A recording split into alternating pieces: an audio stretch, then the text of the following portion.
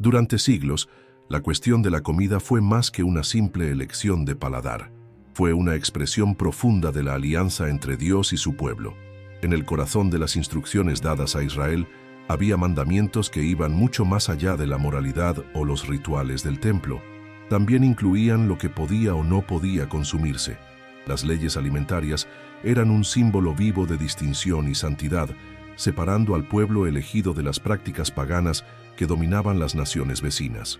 Y entre todas las restricciones, una destacaba con claridad inmutable: del cerdo no comerás. En Levítico 11:7-8, la instrucción era enfática. A pesar de tener pezuña hendida, el cerdo no rumiaba, y por eso era considerado impuro. Tocarlo, mucho menos comerlo, era un acto que contaminaba espiritualmente. El mismo mandamiento se reafirma en Deuteronomio 14:8, subrayando el peso de esta prohibición. Esto no era una recomendación de salud, era un decreto sagrado. Comer carne de cerdo era un acto de desobediencia directa a la voluntad de Dios. ¿Pero por qué? Para los israelitas, los animales impuros no eran solo biológicamente inadecuados, representaban una asociación espiritual con prácticas paganas. En la región del antiguo Oriente Medio, el cerdo era frecuentemente usado en rituales idolátricos, sacrificios a dioses extranjeros, fiestas profanas y banquetes dedicados a entidades que desfiguraban la imagen del Creador. Así, al prohibir el consumo de esa carne, Dios no solo protegía la salud física de su pueblo, sino que también preservaba su identidad espiritual. Además, está la dimensión simbólica de la pureza. Levítico 11:44-45 afirma con claridad: «Sed santos, porque yo soy santo». La palabra hebrea para santo, kadosh, significa separado, distinto. Los mandamientos alimentarios servían como un recordatorio diario de ese llamado a la separación. Cada comida era un acto de obediencia. Cada renuncia era una proclamación de fidelidad. Y el cerdo, símbolo máximo de impureza, representaba la frontera entre lo profano y lo sagrado. Pero esa frontera era solo el inicio del viaje. Cuando Jesús entra en escena, siglos después, no ignora esas leyes, sino que les da un significado más profundo. En sus encuentros con fariseos y maestros de la ley, constantemente señalaba el corazón humano como la verdadera fuente de impureza. En Marcos 7:18-19, Jesús declara: «Nada de lo que entra por la boca puede hacer impuro al hombre». A primera vista, parece una anulación directa de las leyes alimentarias. Pero, ¿es realmente así? Para entenderlo, necesitamos sumergirnos en el contexto. El debate en Marcos 7 no era sobre la carne de cerdo, sino sobre el ritual de lavado de manos, una tradición creada por los ancianos, no por Dios. Los fariseos estaban preocupados por la apariencia externa de la pureza, mientras descuidaban la corrupción interior. Jesús, al decir que lo que entra por la boca no contamina, estaba desafiando esa falsa religiosidad, llamando la atención hacia lo que realmente contamina: las palabras, los pensamientos, las intenciones. Es importante notar que la frase «declarando así puros todos los alimentos» fue insertada como comentario editorial por Marcos, no como cita directa de Jesús. Marcos escribió su evangelio para una audiencia gentil, décadas después de los eventos narrados. Está interpretando que las enseñanzas de Cristo abrieron el camino para una nueva comprensión de la pureza, basada en la condición del corazón, no en la dieta.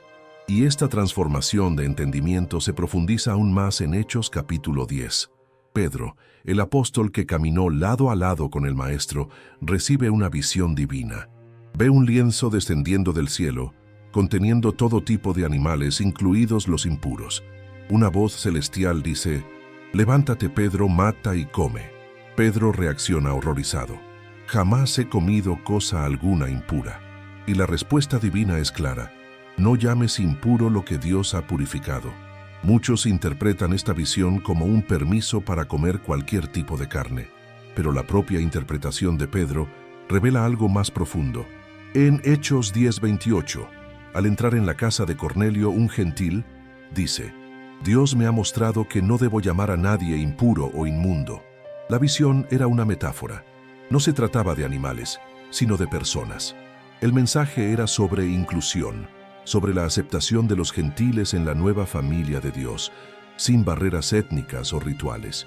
La separación entre judíos y gentiles estaba reforzada, entre otras cosas, por las leyes alimentarias.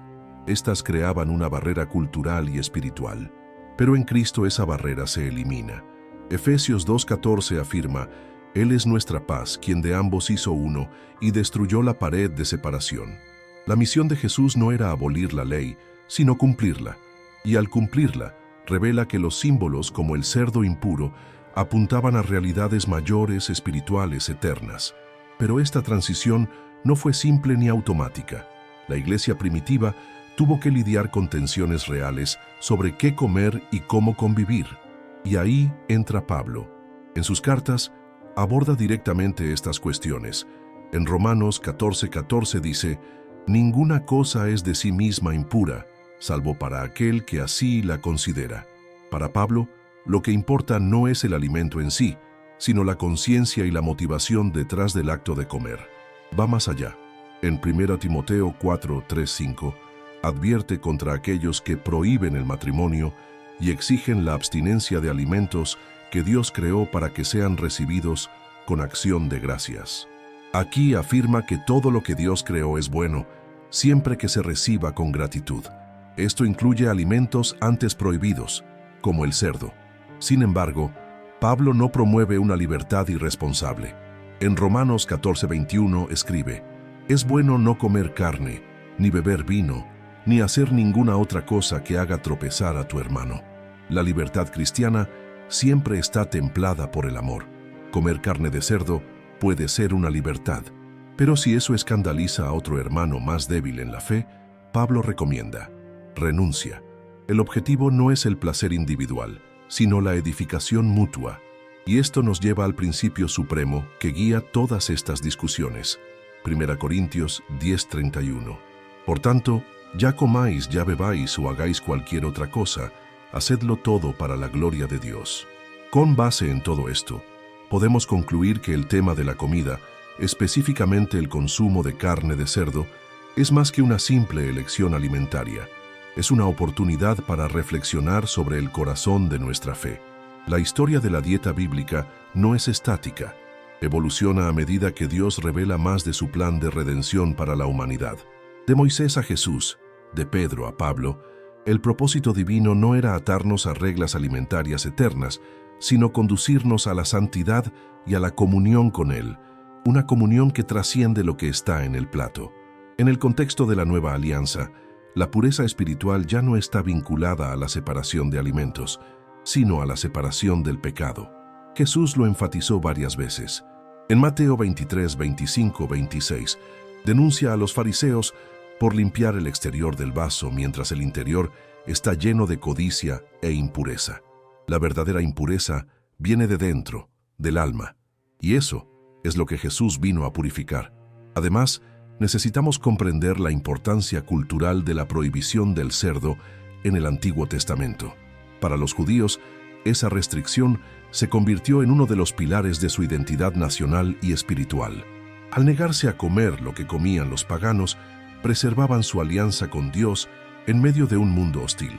Pero con la llegada del Mesías y la inclusión de los gentiles en la promesa de salvación, Dios elimina las barreras que antes separaban a los pueblos, incluidas las alimentarias. Fue por eso que Pedro necesitó una visión sobrenatural, porque para él la asociación entre alimentos y personas era inevitable.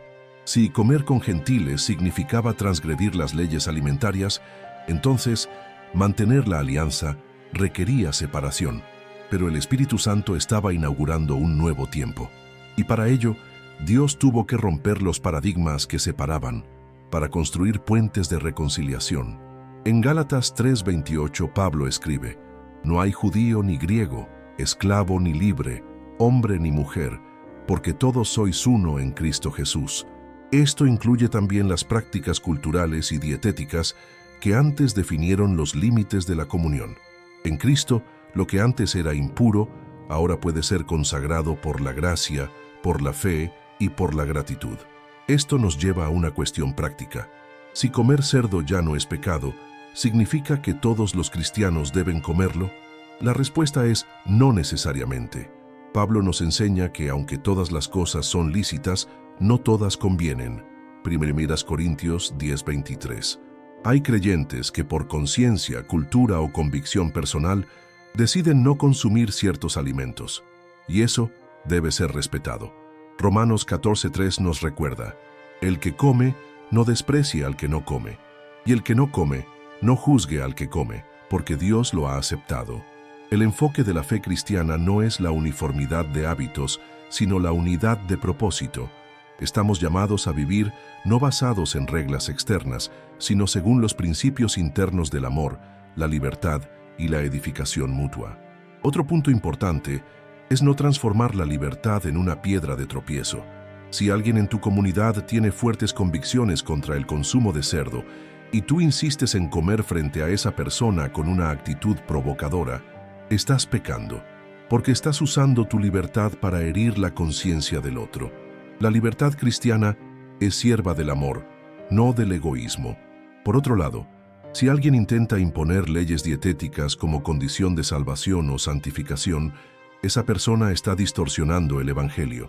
Colosenses 2:16-17 nos advierte: por tanto, que nadie os juzgue por lo que coméis o bebéis, o con respecto a fiestas, lunas nuevas o días de reposo. Todo esto es sombra de las cosas que han de venir, pero el cuerpo es de Cristo. Las leyes ceremoniales eran sombras. Cristo es la realidad. La luz llegó. Y cuando llega la luz, la sombra pierde su función. Pero esta libertad no genera confusión. ¿No sería más fácil mantener las antiguas reglas alimentarias como una forma de disciplina e identidad cristiana? Tal vez, pero Dios no nos llamó a la conveniencia de la ley. Nos llamó a la madurez de la gracia. La vida cristiana exige discernimiento, responsabilidad y sensibilidad espiritual. Exige que tengamos el corazón de Cristo, aquel que no vino para ser servido, sino para servir. El Evangelio nos lleva a un nivel más profundo de santidad, un nivel donde la pregunta no es ¿qué puedo o no comer?, sino ¿cómo puedo glorificar a Dios con todo lo que hago, incluso con lo que pongo en mi plato? La respuesta está en 1 Corintios 10:31. Por tanto, ya comáis, ya bebáis o hagáis cualquier otra cosa, hacedlo todo para la gloria de Dios. En la práctica, esto significa que puedes comer tocino en el desayuno si lo haces con un corazón agradecido y consciente.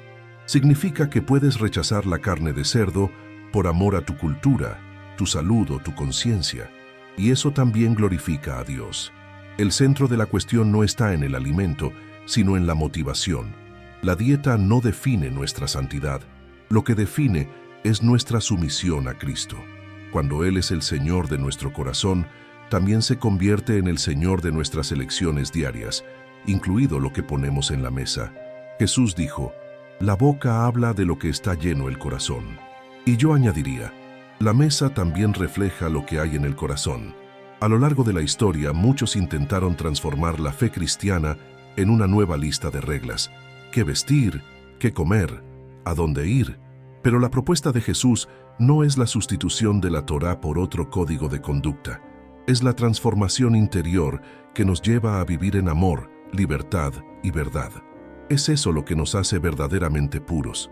Y lo más hermoso de todo esto es que incluso con opiniones diferentes, podemos sentarnos a la misma mesa, orar juntos y compartir el pan, porque nuestra unidad está en Cristo. Él es el pan de la vida. Él es nuestra paz. Él es nuestro verdadero alimento.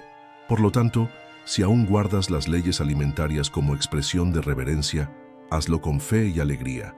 Si crees que en Cristo todos los alimentos han sido purificados, come con gratitud y sensatez, pero sobre todo, vive con amor. Porque el reino de Dios no es comida ni bebida, sino justicia, paz y gozo en el Espíritu Santo. Romanos 14:17. Y ahora, volvemos a la pregunta inicial. ¿Deben los cristianos comer carne de cerdo? La respuesta es: puedes, pero no es necesario. Lo que Dios desea de ti no es el sacrificio en el plato, sino el sacrificio vivo de un corazón rendido a Él. Lo que espera es que tus elecciones, todas ellas, reflejen la gloria, la gracia y el amor del Padre. Tal vez la respuesta más sabia no sea sí o no. Tal vez la respuesta más cristiana sea: haz todo para la gloria de Dios. Porque al final no se trata de comida, se trata de comunión, se trata de Cristo, se trata de ser un solo cuerpo, con diferentes miembros, dones, culturas y convicciones, pero unidos en el mismo espíritu, y ahora es contigo. Que esta enseñanza sea más que información, que genere transformación. Que examines tu corazón, busques la dirección del Espíritu y vivas de manera digna de aquel que te llamó de las tinieblas a su luz maravillosa. Si este contenido tocó tu corazón, compártelo con alguien que necesite entender este tema con profundidad. Suscríbete al canal, activa las notificaciones y continúa acompañándonos para más estudios bíblicos que te edificarán. Y recuerda, Jesús no vino a imponer una carga, sino a ofrecer descanso. No vino a establecer reglas frías, sino a abrir el camino para una vida llena del Espíritu. Camina en esa libertad y vive para la gloria de Dios, incluso en las pequeñas elecciones a la mesa.